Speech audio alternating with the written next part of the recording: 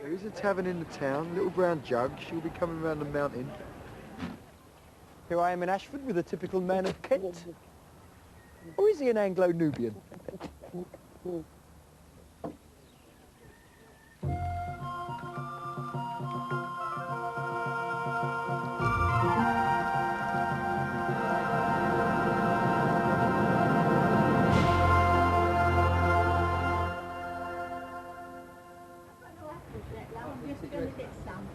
What apples you after? £2 exactly, please. £2. Come on, warm me up. Come on, buy some fruit. Could I have a pound of Smartens, please? Of course you can, love. You come to the right man if you want something fruity. Get your local apple here, only the best. 25p a pound these and I shall be exact. There you go. I shall be unlucky in love. Thank you, darling. Thank you. Now, I have to say, this brings back so many memories. Every Saturday morning, every summer holiday, I used to be on my Uncle Reggie's stall in Shepherd's Market doing exactly this. My family were fruit and veg merchants, originally from Kent, growing apples as well as selling them. I hated getting up in the morning, but I loved the buying and selling. For me, trade is the essence of what a town is all about. And thankfully, Ashford still has plenty of buying and selling. Therefore, in my mind, it's still a real town. You want some apples, love? Of course you can. Only the best on sale here. He's out for here today, isn't he? Oh, yeah. I've got 5 Lovely. All local produce, here you go. Why do you think people still come here? I mean, I'd have thought supermarkets and hypermarkets would have taken away all your business. Well, it's cheaper, isn't it? Like, they come for the bargains. And also for the boys, I wouldn't... Yeah, they come because of me. No, they do like a bargain, don't they, people? You know, and you can't get that in supermarkets. Do you get regular customers in? Oh yeah. Most of them are regulars, aren't they? Yeah, you know, 90%. We know most of them by their names and that. Why do you come and buy your gear here? Because it's better quality. It's not the appeal of these two young lads, then? Well, no, I know the father and the sons and the daughter. You've been coming here for long? About 25 years. 25 years. Yeah. Has the bananas got any better in that time? Come and get your banana! You should shout a bit more, that's my tip. Is it? Yeah, you need to holler a bit. Oh, thank you, sir.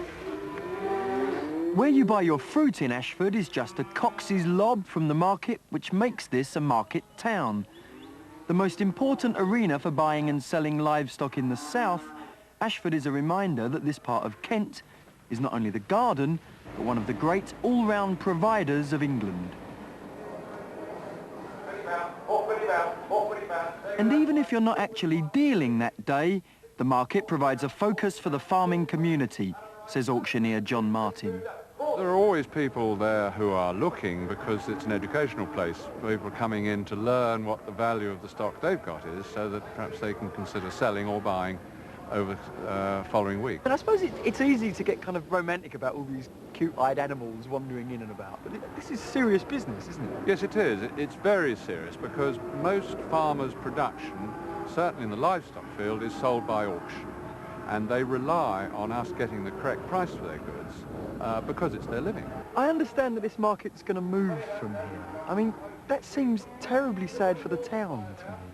Well, very sad, yes, because in many ways it's sad because the market's been in the centre of the town since the year dot, when it started in the High Street.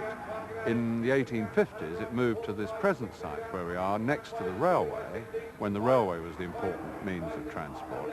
And now we want to get away from the town centre, as Ashford has grown, to a site out of the town nearer the roads, where most stock now arrive and leave by road. Traffic seems to determine everything in this town. Well, it does, unfortunately, but nevertheless, we all have cars. Not me, I only have a bike. Well, then I probably won't see you taking away any livestock from the market with a trailer behind your bike. I don't think they'd fit on, thank you very much. As a non-driver and committed cyclist, well, I'm appalled at the way the infernal combustion engine has been allowed to dominate and decimate this old town. But then, I suppose it was the route of a Roman road which first gave birth to Ashford. And at the heart of the rolling Kent countryside, there's still a surviving core of this appealing old place. Michael Boulding is a third-generation man of Kent. What is is this thing of Man and Kent? I don't really understand it. The River Medway splits Kent roughly in half, and if you live the northern part, you're a Kentish man. And below the Medway, which is this end, you're a man of Kent. Do you still like this place?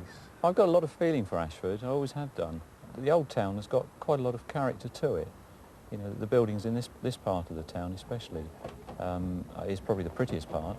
Outside it's a bit like a concrete jungle like a lot of town. But then you step just that way and they built that garrote, that ring road. I mean, hasn't that ruined it all? Yeah, the ring road came sort of in the, I suppose, the early part of the 60s. I've always maintained it's the only ring road in the country that's built in the centre of a town. Most ring roads are on the perimeter of a town, but the powers to be at that time sort of put it through the middle and knocked down buildings of the same age as some of these in the churchyard. Does it worry you that the market's going? I mean, that seems to me to be another shame, really. Yeah, I think it will be sad, and it will take out the opportunity for people visiting the town with families and taking the children to see the animals. Did you do that as a kid? Yeah, we used to do this a lot. We used to go to the market most Tuesdays during the school holidays, summer holidays, and help the drovers take the animals off the lorries into the pens and watch them being auctioned and keep nodding our head hoping we take home a sheep and this sort of nonsense. You never really know, they scratch their nose, twitch their ear or what they do. Your links to this town go back quite a way, don't they? I mean, your family are a real Ashford family. My grandfather was for a long time in charge of the sort of water in Ashford, the water superintendent, and he used to have to go out with the fire brigade to make sure they had enough water. The famous fire brigade, the famous first fire brigade. The fire brigade, that's right.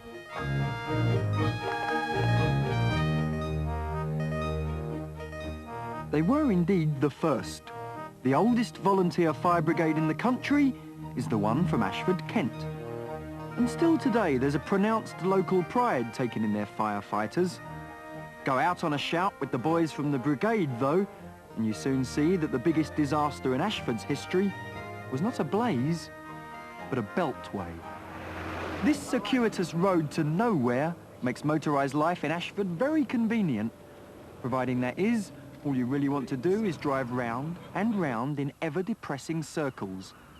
Still marooned inside the ring road, there are some great attractions.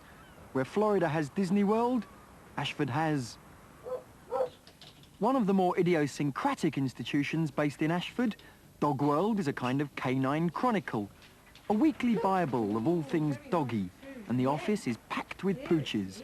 Ferelith Summerfield is the boss. We're dog people. That's the exciting thing about Dog World. We're not just journalists or people making money from running a dog paper. We really do love our hobby. We're all of us involved in some way or another. We are a show, or we breed, or we judge, or we're interested in running shows or whatever. So if someone comes to get a job here, do they have to be a dog lover to get one? It helps. I don't really think they would apply unless they did like dogs.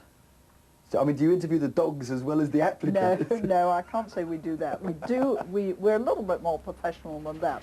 They have to know things about computers, about layout, about sub-editing and all that sort of thing. I have to admit, Ferelith, I'm not a Dog World regular. I don't buy it every single week. I mean, what does it actually do? What does it consist of? Just pictures of dogs? Or? News about what is happening in the world of dogs from over here and abroad, and news of the shows, and news of individual breeds. Yes, of course, there's lots of pictures, there's advertisements, everything you get in a normal newspaper, but in this case it's confined to dogs. In the time that you've been here in Ashford, I mean, have you got to like the place? You're not an Ashfordian, are you, naturally? Well, it was a lovely market town when we came down here. Well, now it's all sort of roads and leading nowhere. Soon, though, Ashford will be a centre for going somewhere. France through the Channel Tunnel.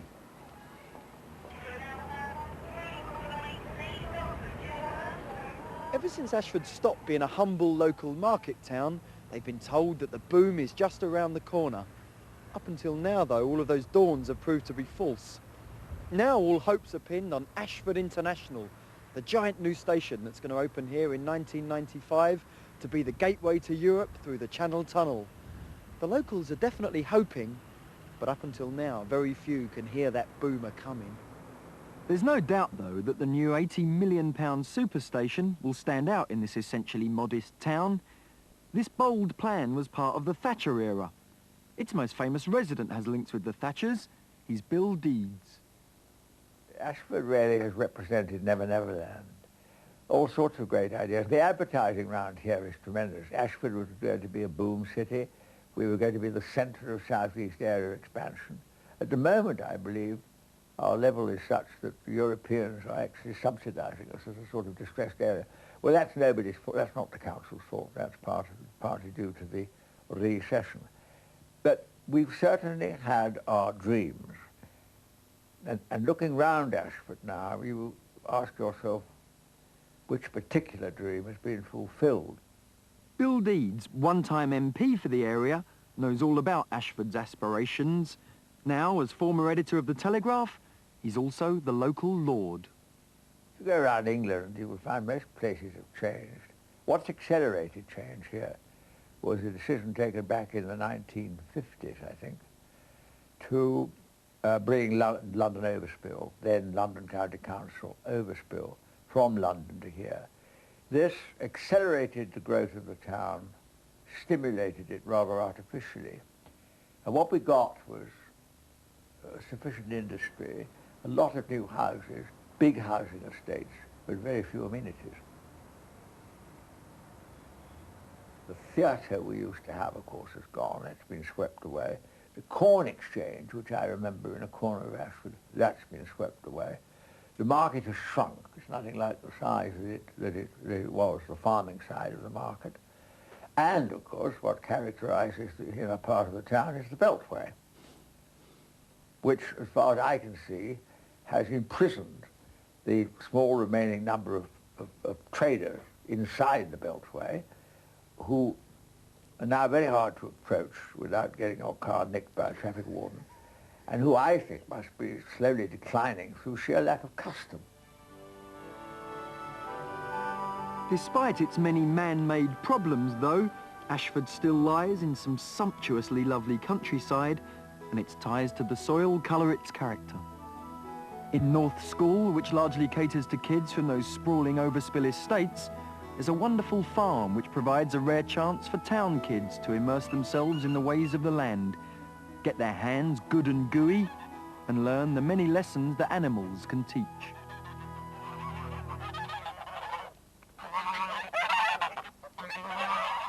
This strictly volunteer young farmers scheme is run by Nick Feisch.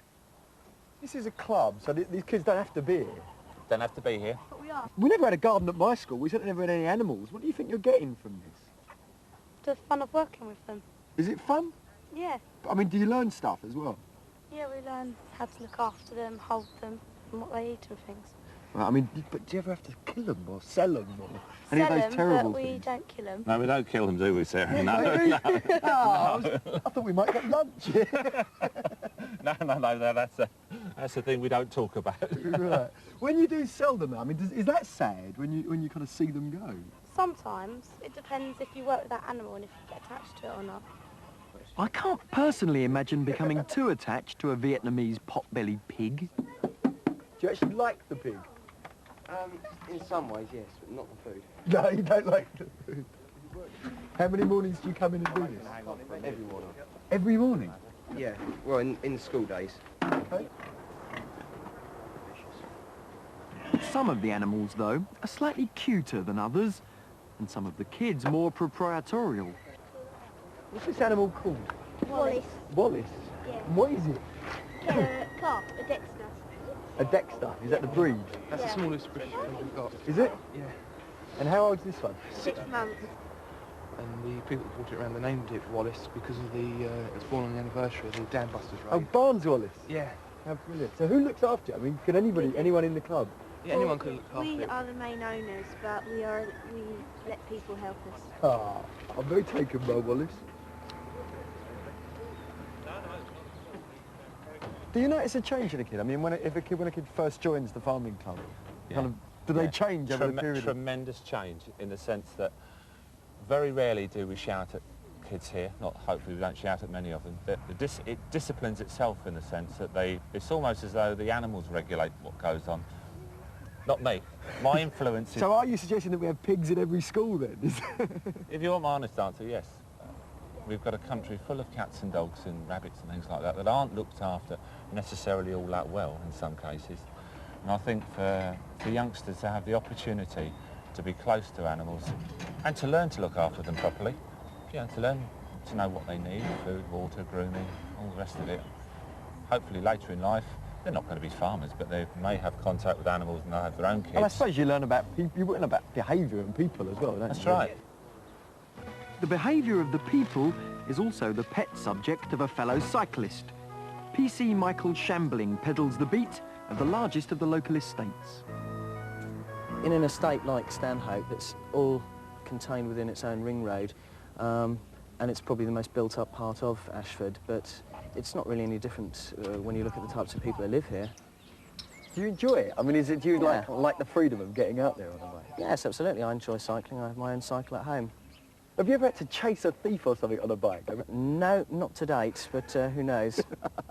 It could be quite fun, though, couldn't it? Probably for people watching, but for actually the people taking part in the chase, I think it'd probably be a bit hairy trying to use your radio and cycle at the same time. There's something comforting about the sight of a bobby on a bike, unless you're a kid scrumping. Welcome to Apple World. Have you ever wondered who's to blame for the fact that you can only buy, well, half a dozen different varieties of apple? The villains of the piece are two different markets. There's the common market and the supermarket. And even here in Kent, the Garden of England, they only grow those few varieties because everybody seems to want their apples standardised and shrink-wrapped. But there is a hero to this story too, and it's this place, the Brogdale Trust, just outside of Ashford. Here they keep more than 2,000 varieties of apples. There's more than 200 on this table, including this one. That's the Herring's Pippin. And this, the giant Lewis is incomparable. Don't even think I could eat all of that. Oh, there's dozens. There's the Lobo, the Carmelin, the Sonneville, the one that came over with the Romans, the Deccio, for you Latin scholars, and perhaps the most famous apple of all time, this one, the very apple that fell on Newton's head. Ooh, no wonder he discovered gravity. And the farming men of Kent have discovered that in the contemporary Garden of England, you have to do more than just tend an apple or two. This is now high technology, high finance horticulture. Mr. Fisher, the business going on inside there doesn't seem to be the image of the gentleman farmer in his orchards. I mean... Well, no, we don't walk around with straw in our mouths these days. It's rather a high-tech business. We have to supply fruit that is suitable for supermarkets, and that's where we get our best price. The supermarkets now are taking a lot of the old varieties, which they call and label up in their stores as the traditional varieties. When we finish packing our own fruit in March, roughly, we then try to take other people's fruit here, which we store and look after for them. This fruit comes from the Southern Hemisphere, including South America, New Zealand and Australia, South Africa. From just across the water in France, we import something altogether more powerful.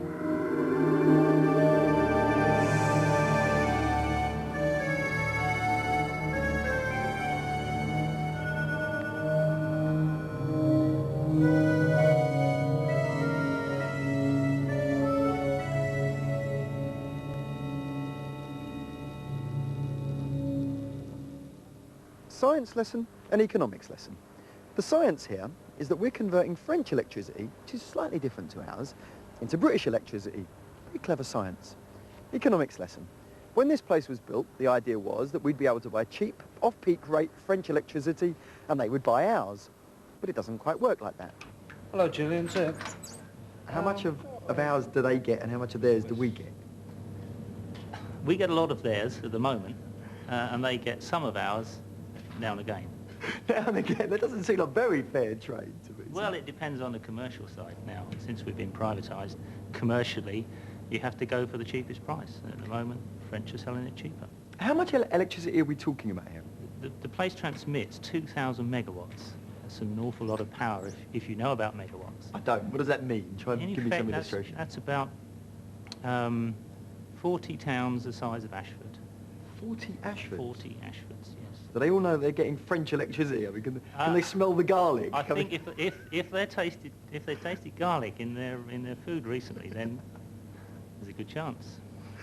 Why is it here? I mean, why this site? Why Ashford chosen to have this huge thing? Because we needed to get close to the French coast. We also didn't want to build new power lines, so there happened to be the existing national grid lines going across this site. So we chose here so we could break into the line without building an additional tower. And it's reasonably close to the coast so that we could get the cables down and across the sea.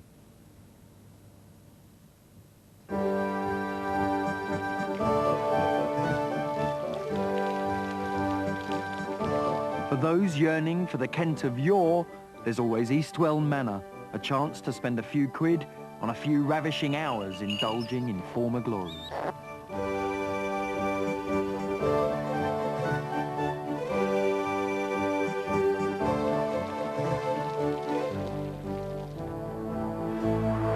On the road into Ashford, you'll find, right next to each other, a triumvirate of trading giants, Unilever, Bachelors, and Mrs. Softly. She's a prominent purveyor of... In their semi, Mrs. Softly and her husband breed prime Anglo-Nubian goats. So how many people knock at your door demanding goat's milk? Well, quite a few. It's surprising, really. Not only for people, but we have them for orphan lambs. For orphan lambs? Lambs. Do these orphan lambs know that they're getting Nubian goat's milk? I think some of them, because they grow very well, and puppies and kittens also. The sort of last acquisition, hedgehogs. Hedgehogs? Hedgehogs bred on goat's milk? Yes. Oh, yes. This is all too odd for me. Where do you store all of this? In the freezer. Well, you've only got a normal-sized house. Yes. We're not normal-sized people, probably. We've got a couple of freezers, and all the milk is frozen. Maybe you'd like to try that. And I'm very worried about these. There you go. 2 pints of silver top. Thank you, and thank you even more. Thank you. Back at the market in the centre of town, on a freezing Sunday morning, there's no milk of any kind on offer, but there is just about everything else. This is one of the largest weekly boot sales in Britain. There's a copy of Bridge Over Troubled Water, I think, on every one of these stalls. Oh, there you go. That must be the biggest boot fair seller of all time. It's a good seller, that. Is it? Yeah. Always. Well, how come it always turns up then on every stall? People must buy it and sell it again. They do. See, buying and selling, trade. That's still the essence of a community for me. I've read every one of them. Yeah, really? What a liar I am. Yeah, exactly. I was going to say you hadn't read all of these. Do you actually collect? I mean, are you a professional book dealer? Oh, absolutely, yeah. I'm always looking for the special book, you know. The very first Shakespeare or something like that. Oh, get out of it. Do you actually make money doing this, though? Sometimes. Very, very, honestly, very seldom. Really? So No. why'd you do it then? It's fun. You meet people. Mostly, of course, it's a club for families to clear out their junk and just possibly make a bob or two. What brings you here on this kind of freezing morning to bring out your old gear? Basically money. Really? Can you actually make money? Yes, quite a bit. You have to make money. Yeah. Yeah, I'm sure you do. I mean, does the taxman know about this? No, shush. I mean, do you really like... I've always thought that people come here just, you know, you buy some of their stuff and they buy some of yours and it all just goes round in circles. No. We just put all our stuff out. We pulled up in the van and people were in the van before we'd unloaded, you know. Really? Saying, can we have this, can we have that? That's it, my time in Ashford's up, and now I'm faced with two options. Either I can cycle back to London, or I can catch the train. Oh, I'm not in any real hurry. I'll catch the train.